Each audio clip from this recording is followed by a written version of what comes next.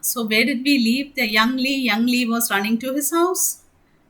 Sir Alexander Heathcote and the Mandarin is waiting here. Why they did not follow him to the house?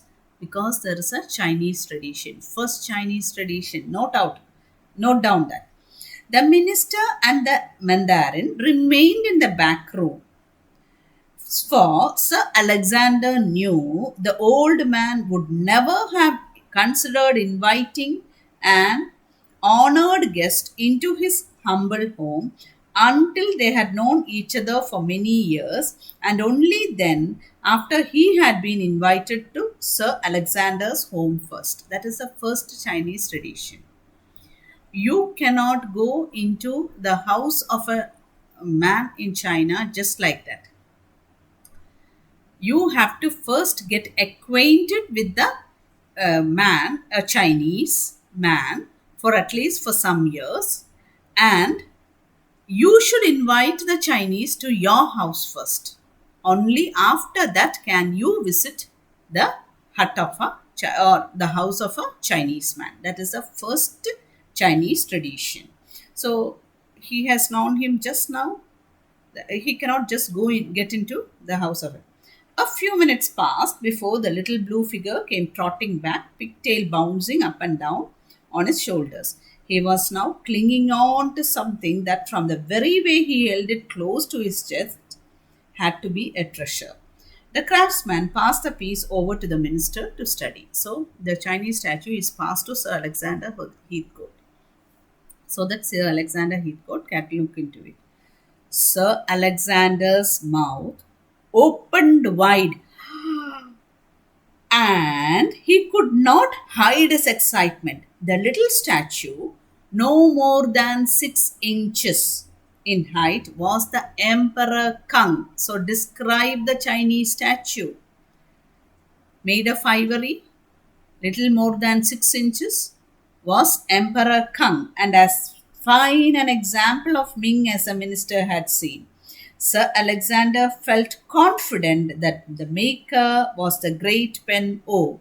So, Sir Alexander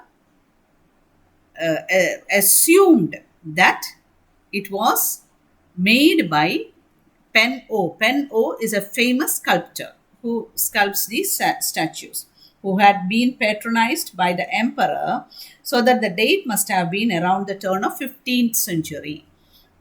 So, Sir Alexander, according to Sir Alexander, it must be a 15th century statue.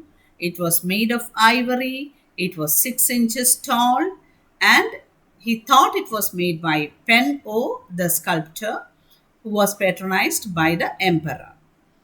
The statue's only blemish was that the ivory base on which such pieces usually rest was missing. You know, usually the statues have a base. That base part was missing. And a small stick protruded from the bottom of the imperial robes. The statue, dress part, from that a small stick was protruding. But in the eyes of Sir Alexander, nothing could detract from its overall beauty. Although the craftsman's lips did not move, his eyes glowed with pleasure, his guest evinced as he studied the ivory emperor. So he knew that he had impressed the Sir Alexander. So the man was also very young. Lee was also very happy. You think the statue is good? Asked the craftsman through the interpreter. It's magnificent, the minister replied. Quite magnificent. My own work is not worthy to stand by its side, added the craftsman humbly. That the craftsman youngly said, my own work is nothing compared to this. No, no, no, said the minister, though in truth the little craftsman knew the great man was only being kind. For Sir Alexander was holding the ivory statue in a way that already showed the same love as the old man had for the piece. The minister smiled down at the craftsman as he handed back the Emperor Kang, and then he uttered, perhaps, the only undiplomatic words. He was a gentleman, not even one unbecoming word came from his mouth, but the only undiplomatic words he had ever spoken in 35 years of serving his queen and country. How I wish the piece was mine. What was the undiplomatic word? How I wish this piece was mine. It escaped from his lips. Sir Alexander regretted voicing his thoughts immediately. He was so sorry. Oh, why did I say that? He heard the Mandarin translate them because second Chinese tradition. He knew only too well the old Chinese tradition that if an honored guest requests something, the giver will grow in the eyes of his fellow men by parting with it. That is, if an honored guest requests something, it must be handed over. The giver must be generous enough to hand it over. So, what has happened? He said that word, if only I wished. He wished, the guest wished that it was his.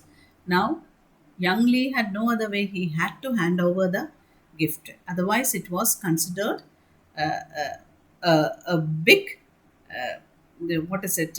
It was considered against the custom of Chinese. He is committing a big sin by not handing over the. A sad look came over the face of the little old craftsman as he handed back the figurine to the minister. No, no, no, no, I was only joking, said Sir Alexander, quickly trying to return the piece to its owner. You would dishonor my humble home if you did not take the emperor, your excellency. It was considered bad luck if they kept it back from the honored guest. The old man said anxiously, and the Mandarin gravely nodded his agreement. Yes, because you expressed your wish, you have to take it. The minister remained silent for some time. I have dishonored my home, sir, he replied, and looked towards the Mandarin, who remained inscrutable. That is, inscrutable means minister couldn't understand what is the attitude of the Mandarin. He was, maybe he was also upset. Sir Alexander is also upset. Both of them were upset, but nothing could be done because he had expressed it. He had to receive that. The little craftsman bowed. I must fix a base on the statue, he said, or you will not be able to put the piece on view. To exhibit, you cannot. He went to a corner of the room and opened a wooden packing chest, and that must have housed 100 bases for his own statues. A lot of bases were there. Rummaging, searching around, he picked out a base decorated with small dark figures that the minister did not care for, but which nevertheless made a perfect fit. The old man assured Sir Alexander that although he did not know the base's history, the piece bore the mark of a good craftsman. The embarrassed minister took the gift and tried hopelessly to thank the little old man. The craftsman once again bowed low as Sir Alexander and the expressionless Mandarin left the little workshop. Both of them, none of them were happy, but gift was exchanged. So from Young Lee's house, it is coming to Sir Alexander. As the party travelled back to Peking, the Mandarin observed the terrible state of the minister was in. Minister was very upset, and Mandarin understood that, and Mandarin understood that he was not happy, and uncharacteristically spoke first. So it was actually they spoke only when they are spoken to, but he spoke first. That is the third tradition. Your Excellency is no doubt aware, he said, of the old Chinese custom that when a stranger has been generous, you must return the kindness within the calendar year. Next year, before the next year, this day, you must return the gift. So there comes the